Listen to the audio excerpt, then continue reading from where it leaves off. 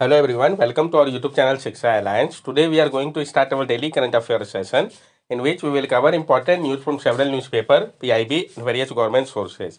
So let's begin our session. Our first topic is Vijay Raghavan committee and DRDO functioning. तो हम जानेंगे Vijay Raghavan committee के बारे में और DRDO का फंक्शनिंग है इसके बारे में। Prime minister has urged the arm forces military civilian bureaucracy and the defence research and development organisation DRDO to eliminate cost overrun and project delay in defense manufacturing to make Atmanirbhar Bharat self reliant India successful. Prime minister ने request किया है arm forces military civilian bureaucracy और defence research and development organisation DRDO से कि वो eliminate करे जो cost overrun करता है या जो प्रोजेक्ट में डिले होता है डिफेंस के मैन्युफैक्चरिंग को लेके, ताकि भारत को आत्मनिर्भर भारत सेल्फ रिलायंट इंडिया बनाया जा सके। इसके पहले जो कमेटी था जिसको कि लेड किया गया था प्रोफेसर के विजय राघवन के द्वारा, इसको बनाया गया था मिनिस्ट्री ऑफ डिफेंस के द्वारा, जो कि रिव्यू करेगा और रिस्ट्रक्चर करेगा फंक्शनिंग को DRDO का और defence and research and development ecosystem को कंट्री के लिए। DRDO के बारे में जान ले। DRDO को इस्टेब्लिश किया गया था 1958 में। इसका हेडक्वार्टर न्यू दिल्ली में है।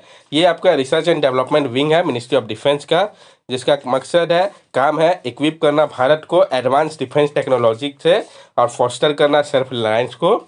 DRDO कंप्राइज करता है 50 लेबोरेटरी से अधिक को, जो कि फोकस करता है डाइवर्स डिफेंस डिसिप्लिन के ऊपर, जैसे कि एरोनॉटिक्स, इलेक्ट्रॉनिक, इंजीनियरिंग सिस्टम।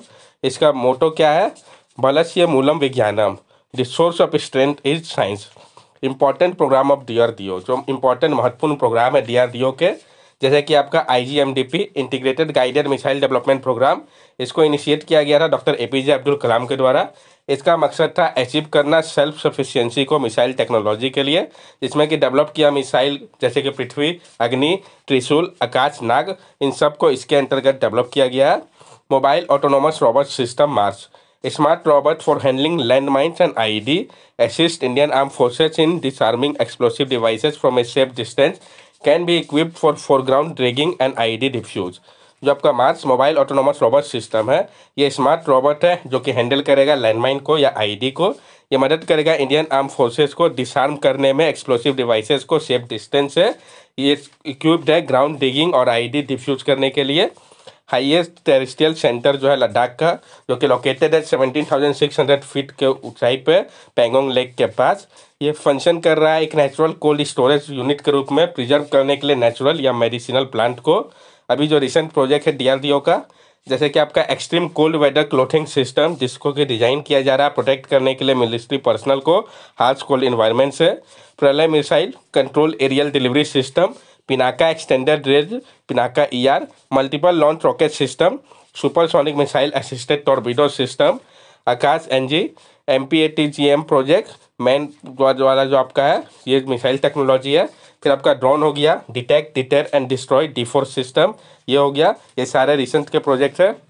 2016 में DRDO ने सक्सेसफुली टेस्ट किया था इसके पहले indigenously develop heavy duty drone Rustam 2 को। 2018 में DRDO ने मिलकर डेवलप किया था INS आर्यंट को, जो कि भारत का पहला न्यूक्लियर बैलिस्टिक मिसाइल सबमरीन है। 2019 में DRDO ने डेवलप किया था इंडिया का पहला एंटी सैटेलाइट सिस्टम को मिशन शक्ति के अंतर्गत। तो ये सारे उपलब्धियां हैं DRDO के। की recommendation made by Vijay Raghavan committee for DRDO, जो इंपॉर्टेंट रिकमेंडेशन दिया गया है विजय राघवन कमेटी के द्वारा DRDO के लिए। तो स्ट्रक्चरल चेंजेस की बात कही है उन्होंने, फॉर्मेशन की बात कही गई है डिफेंस टेक्नोलॉजी काउंसिल DTC का, जिसको कि हेड किया जाएगा प्राइम मिनिस्टर के द्वारा, जिसमें कि डिफेंस मिनिस्टर और नेशनल सिक्योरिटी एडवाइजर उसके वाइस प्रेसिडेंट होंगे। डिफेंस टेक्नोलॉजी काउंसिल जो है ये डिटरमाइन करेगा कंट्री के डिफेंस टेक्नोलॉजी के रोडमैप को, ये डिसाइड करेगा मेजर प्रोजेक्ट को और उनके एग्जीक्यूशन को। क्रिएट किया जाएगा एक सेपरेट डिपार्टमेंट को डिफेंस मिनिस्ट्री के अंतर्गत, जैसे कि आपका department of defence science technology and innovation, ताकि प्रमोट किया जा सके डिफेंस रिसर्च एंड डेवलपमेंट को एकेडमिक वे, और साथ साथ स्टार्टअप इकोसिस्टम को, जो कि सर्व करेगा सेक्रेटेरिएट के रूप में DTC के लिए। रिसर्च फोकस की अगर हम बात करें तो कॉन्सेंट्रेट करने की बात कही गई है इंटेलिजेंस, सर्विलेंस और रिकन्सनेंस टेक्नोलॉजी के ऊपर फोकस करना होगा। जो एरिया लाइफ साइंस, इसके ऊपर भी ह्यूमन रिसोर्स हायर करना होगा 100 ग्रेजुएट को कैंपस से ही कॉन्ट्रैक्ट में हर एक साल। मजबूत करना होगा DRDO के लेटरल एंट्री प्रोग्राम को। रिड्यूस करना होगा मीडियम एज को DRDO का 35। लेबोरेटरी की अगर हम बात करें तो रिस्ट्रक्चर करना होगा 41 DRDO के लैब को 10 नेशनल लैब पे, जो कि डिस्ट्रीब्यूटेड होंगे दिल्ली, बेंगलुरु पे 2, हैदराबाद पे 2, पुणे, देहरादून, चेन्नई, विशाखापट्टनम और चंडीगढ़ पे। जो और सजेशन दिया गया है ताकि इम्प्रूव किया जा सके फंक्शनिंग को डीआरडीओ का, तो डीआरडीओ के रिस्ट्रक्चरिंग के साथ साथ प्रपोज किया गया था 2007 में कमेटी, जिसको कि लेड किया गया था पी रामाराव के द्वारा। इन्होंने कहा था कि एक लीनियर ऑर्गेनाइजेशन होना चाहिए जहां पे कमर्शियल आर्म प्रॉफिटेबिलिटी को शो करे और प्रोजेक्ट कंप्लीशन के एफिशिएंसी को दर्शाए। जो फॉर्मल डीआरडीओ के चीफ थे वीके सारस्वत, उन्होंने सजेस्ट किया था कि इस्टेब्लिश करना होगा डिफेंस टेक्नोलॉजी कमीशन को और एक सिग्निफिकेंट रोल होना चाहिए डीआरडीओ का सिलेक्ट करने के लिए प्रोडक्शन पार्टनर को।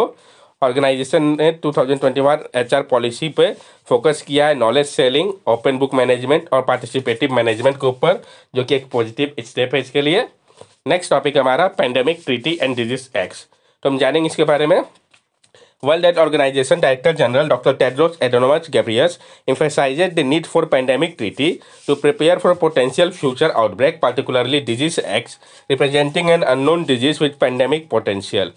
वर्ल्ड हेल्थ ऑर्गेनाइजेशन के जो डायरेक्टर जनरल है डॉक्टर टेड्रोस एडोनोम गैब्रियस, उन्होंने फोकस किया है जो आवश्यकता है पैंडेमिक ट्रीटी को लेके, ताकि प्रिपेयर किया जा सके पोटेंशियल फ्यूचर आउटब्रेक के लिए, पार्टिकुलरली डिजीज एक्स के लिए, जो कि रिप्रेजेंट कर रहा है एक अननोन डिजीज को जो कि पैंडेमिक का पोटेंशियल रखता है। पैंडेमिक ट्रीटी के बारे में समझते हैं। ये जो ड्राफ्ट पैंडेमिक ट्रीटी है जिसको कि प्रपोज किया गया है वर्ल्ड हेल्थ ऑर्गेनाइजेशन के द्वारा और मेंबर स्टेट के द्वारा, ये इंटरनेशनल एग्रीमेंट होगा जिसका मकसद है प्रिवेंट करना, प्रिपेयर करना और रिस्पॉन्ड करना पैंडेमिक के दौरान और ग्लोबल हेल्थ इमरजेंसी के दौरान। ये फोकस कर रहा है कि स्ट्रेंथन किया जाए ग्लोबल कोऑपरेशन और सॉलिडेरिटी को। ये कवर करेगा एस्पेक्ट जैसे कि surveillance, detection, notification, access to health technology, collaboration and accountability को।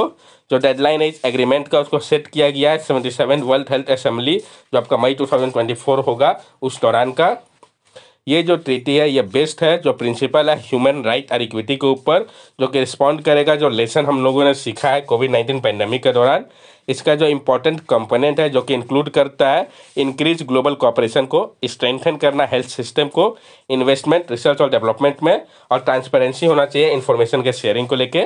Establishment of a pathogen access and benefit sharing system under the WHO, establish करने की बात कही गई है एक पैथोजन एक्सेस और बेनिफिट शेयरिंग सिस्टम को WHO के अंतर्गत।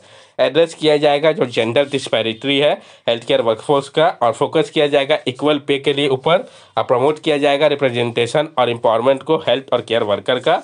डिजीज एक्ट की अगर हम बात करें तो disease X is a hypothetical pathogen और threat that could trigger a major future pandemic. जो डिजीज एक्ट है ये फिलहाल आपका एक हाइपोथेटिकल पैथोजन या थ्रेट है जो कि ट्रिगर कर सकता है एक मेजर फ्यूचर पैंडेमिक को, जिसके लिए तैयार करने की बात कही गई है। कॉइन किया गया है जो साइंटिस्ट है वर्ल्ड हेल्थ ऑर्गेनाइजेशन के, उनके द्वारा इस टर्म को ये रिफर करता है एक न्यू एजेंट वायरस, बैक्टीरियम या फंगस को जिसका कोई भी नॉन ट्रीटमेंट नहीं है, और ये बिलोंग करता है किसी भी जो 25 फैमिलीज है वायरस के उनमें से, जो कि कैपेबल है इलनेस क्रिएट करने के लिए पीपल का। इसको ऐड किया गया है WHO के ब्लूप्रिंट रिच ऑफ डिजीज में 2018 में। साइंटिस्ट का मानना है डिजीज एक्स जो है वो 20 टाइम मोर डेडली होगा जो कि रिसेंट सार्क कोविड वायरस से, और इसका फोकस जो है पोटेंशियल के ऊपर है एक सीरियस माइक्रोबियल थ्रेट को लेकर ह्यूमन के लिए फ्यूचर पे। WHO ने इनिशिएटिव लिया है जिसमें कि financial intermediary fund for pandemic preparedness and response, mRNA technology transfer hub और WHO hub for pandemic and epidemic intelligence है, जो कि इन्हेंस करेगा ग्लोबल प्रिपरेशनेस एंड कोलैबोरेशन को फेस करने के लिए पोटेंशियल फ्यूचर आउटब्रेक से। नेक्स्ट टॉपिक है हमारा एल्पाइन आइबेक्स, तो हम जानेंगे एल्पाइन आइबेक्स के बारे में। क्लाइमेट चेंजेस जो है ये इम्पैक्ट कर रहा है एल्पाइन आइबेक्सेस को। IUCN में इनको लिस्ट कंसर्न में रखा गया है, तो डायरेक्ट क्वेश्चन फ्रेम किया जा सकता है कि IUCN लिस्ट में ये कहाँ पे है, तो लिस्ट कंसर्न पे ये एक स्पीसीज है माउंटेन गोट का, यूरोपियन एल्प्स का। वार्मल टेम्परेचर और ये फोर्स जो करता है गोट को कि वो शिफ्ट हुए हैं डायurnal से नॉक्टर्नल पे, डे टाइम से नाइट टाइम की ओर। जो हैबिटेट है वो उसका एक्सेस स्केप कर रहा है एक्सेस हीट को, जो कि उनको वल्नरेबल बना दे रहा है प्रीडेटर जैसे कि वुल्फ्स के लिए। ये जो बदलाव देखा गया है इसका नेगेटिव कंसिक्वेंस पड़ रहा है foraging efficiency, anti predator behaviour और ओवरऑल रिप्रोडक्शन और सर्वाइवल रेट के ऊपर। ये रिप्रेजेंट करते हैं चैलेंजेस को कंजर्वेशन प्लानिंग को लेके, और जो इनका पॉपुलेशन का एस्टीमेट है, ये जो एनिमल है वो लेस डिटेक्टेबल हो जाता है नॉक्टर्नल आवर पे। आइबेक्सेस के बारे में हम जान ले। तो जो आपका आइबेक्स है ये किसी भी टाइप का several species of wild goat में से एक है, जिसको डिस्टिंग्विश किया गया है। मेल लार्ज रिकर्व हॉर्न होते हैं जो कि ट्रांसपेरेंटली रिज होता है उनका फ्रंट पे। आइबेक्स जो है ये पाया जाता है यूरोप में अल्पाइन आइबेक्स, रशिया में साइबेरियन आइबेक्स और भारत में हिमालयन आइबेक्स, नॉर्थ अफ्रीका और ईस्ट अफ्रीका पे। तो कहाँ पे कौन से पाए जाते हैं ये आपको पता चल गया। अक्रॉस एशिया में जो आइबेक्स का इनहेबिटेंट एलिवेशन है वो 500 मीटर से 700 मीटर का है। कंट्रीज जैसे कि Bharat, Tajikistan, Mongolia, Pakistan, southern Siberia, China जैसे कंट्री के लिए। और इसको लिस्ट कैंसर में रखा गया है आईयूसीएन स्टेटस पे। हिमालयन आइबेक्स एक डिस्टिंक्ट स्पीसीज है और ये पार्ट नहीं है साइबेरियन आइबेक्स का। ये प्राइमरली पाया जाता है ट्रांस हिमालयन रेंजेस में जो यूनियन टेरिटरी है लद्दाख, जम्मू एंड कश्मीर का, और साथ साथ हिमाचल प्रदेश में। यहाँ पे आप देख सकते हैं ये कैसा दिखता है। नेक्स्ट टॉपिक है हमारा मिलिट्री एक्सरसाइज इन न्यूज। तो जो रिसेंट मिलिट्री एक्सरसाइज जिसके बारे में न्यूज़ में चर्चा हुई है उसके बारे में हम जानेंगे, ये इंपॉर्टेंट है। ऑपरेशन सर्वशक्ति। तो ऑपरेशन सर्वशक्ति के बारे में हम जानेंगे। सबसे पहले तो इसका पर्पज क्या था, counter Pakistani attempt to increase terrorist activity in Jammu and Kashmir. तो ऑपरेशन सर्वशक्ति का पर्पज था काउंटर करना पाकिस्तानी के अटेम्प्ट को जो इंक्रीजिंग टेररिस्ट एक्टिविटी करते थे जम्मू एंड कश्मीर में। टारगेट की अगर हम बात करें तो जो टेररिस्ट ऑपरेट कर रहे हैं दोनों साइड में पीर पंजल माउंटेन रेंज पर, तो उनको ये टारगेट करता है। इसके पहले का ऑपरेशन की अगर हम बात करें तो ऑपरेशन सर्वविनाश हो गया 2003 से 2017-18 तक, जिसका मकसद था फ्लश आउट करना टेररिस्ट को जो कि इन्फिल्ट्रेट किए हैं बॉर्डर से। Exercise desert knight conducted by Indian air force along with French air and space force and UAE air force.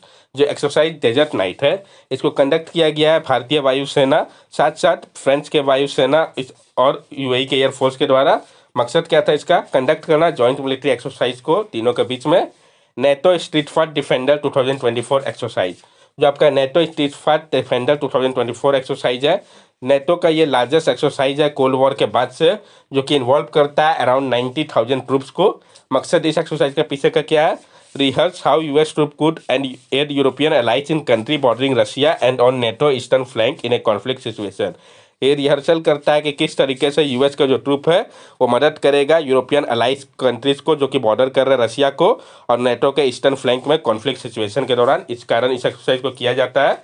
That's all for daily current affair session. अगर आपको हमारी वीडियो अच्छी लगी हो तो हमारे चैनल सब्सक्राइब करें, हमारे वीडियो को लाइक करें और ज़्यादा से ज़्यादा शेयर करें। These are our social media link. From here also you can stay connected with us and give us your valuable feedback. Thank you and have a nice day.